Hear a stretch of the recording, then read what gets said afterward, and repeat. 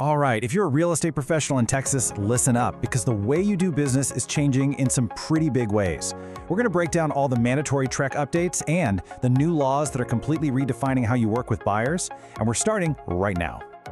Okay, let's start with the timeline, because you absolutely need to have these two dates circled on your calendar. First up, January 3rd of this year, 2025. That's when the new TREC contract forms became mandatory. That's already happened. Then, looking ahead, the really big one, January 1st, 2026, that's when the major new buyer representation rules officially kick in. So let's dive into what each of these really means for you. So, first things first, let's talk about the changes you should already be using, day in and day out. Are you totally up to speed on these mandatory contract updates? I'm talking about the ones that hit at the start of 2025 and affect those core forms, like the 1-to-4 family residential contract. Now, here's the kind of interesting one, geothermal energy. It's now officially classified as a natural resource, which puts it in the same boat as other surface estate rights. So, what's the bottom line? For sellers, you now have to disclose any geothermal leases on the property. And for all you buyer's agents out there, this is a new checkbox for you. You've got to advise your clients to double-check if those rights are actually being conveyed with the sale. It's all about protecting that investment. Okay, here's some good news that should make your life a little easier. The whole process for using an existing survey just got streamlined. You know that old notarized T47 affidavit that could sometimes be a real headache? Well, you can say goodbye to it. It's being replaced with a much simpler T47.1 declaration. It's a small tweak, for sure, but hey, less paperwork and a more efficient process for sellers, we'll take it. Now this next one, this is a big deal for buyer protection. We're talking about mold remediation disclosure. Sellers are now on the hook to provide any and all mold remediation certificates they've received in the last 5 years. And here's the kicker.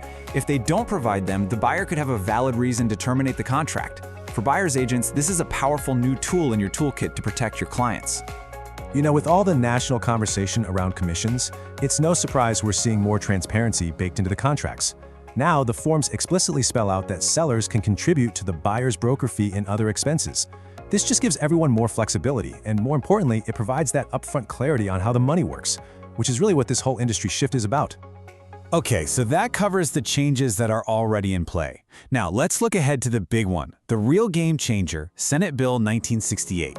This law is set to create a completely new framework for how we handle buyer representation, and it all goes into effect in 2026. So here's the absolute core of the change, laid out plain and simple.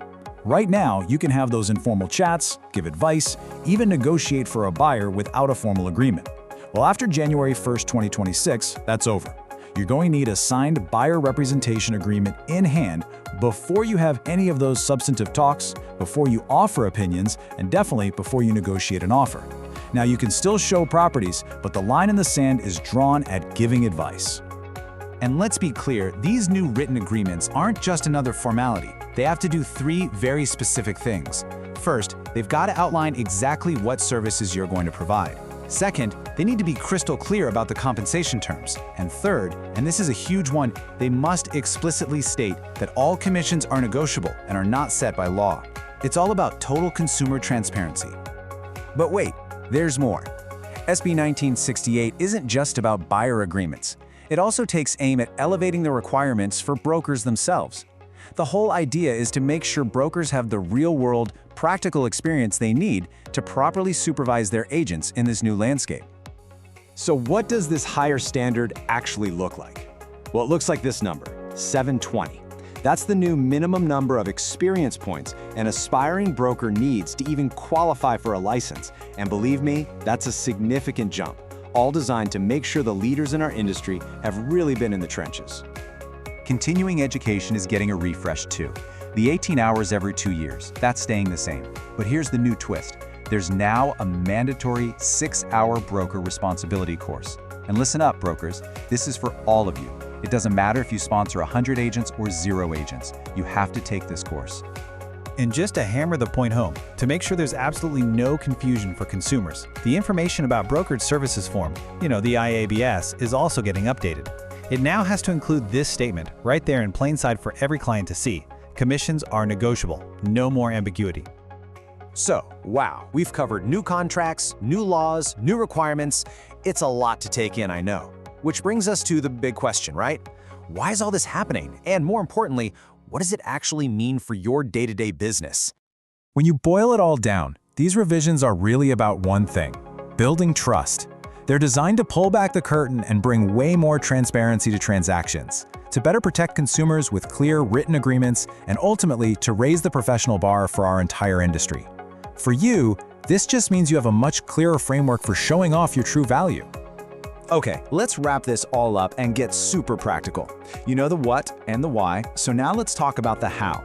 Here is a simple, straightforward action plan with the key steps you and your brokerage need to take to make sure you're ready and totally compliant. All right, here's your 5-step checklist. Number 1, use the new TREC forms. Now, if you're not, you're already behind. Number 2, get yourself and your team trained on these new buyer rep rules well before that 2026 deadline. Don't wait. 3, knock out your CE, especially that new mandatory broker responsibility course. 4, go through all your internal brokerage policies and update your agreement templates. And finally, number 5, stay plugged into TREC for any new updates. Follow these steps and you'll protect your license and keep your business moving forward. Look, this evolution in Texas real estate isn't just a list of new rules you have to follow, it's actually an opportunity. It's a chance to really demonstrate your value, to elevate how you practice, and to build even stronger, more transparent relationships with your clients. So the real question isn't just about compliance, it's about how you're going to adapt your business to thrive.